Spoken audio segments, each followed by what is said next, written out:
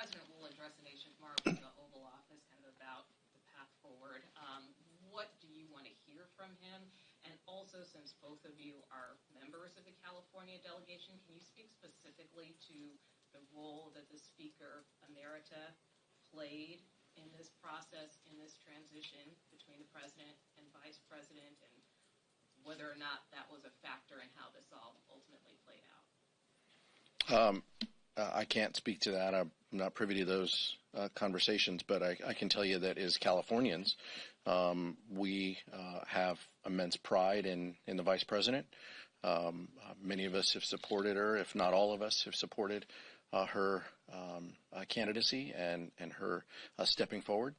We look forward to working with her over the next 100 days. This is going to be a sprint.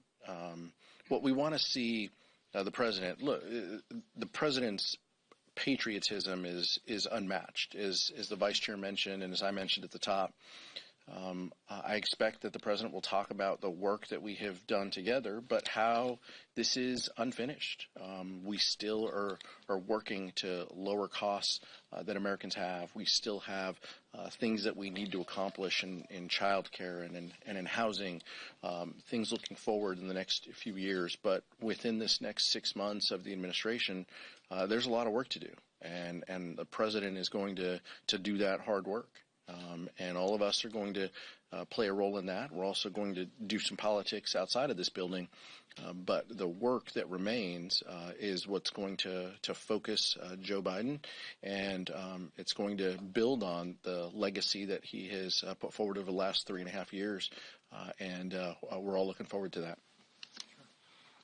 I don't have any knowledge of Speaker Pelosi's talks with the president or his advisors.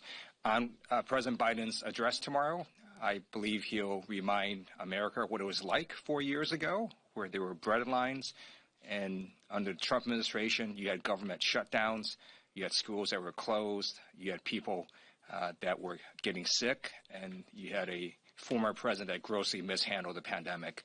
And under the Biden administration, you got shots into people's arms, you had schools reopening, you have an economy that is now starting to roar again, and I think that's what President Biden is going to talk about, and also with their work ahead and how we continue on the progress that the Biden-Harris administration has made these last 3.5 years.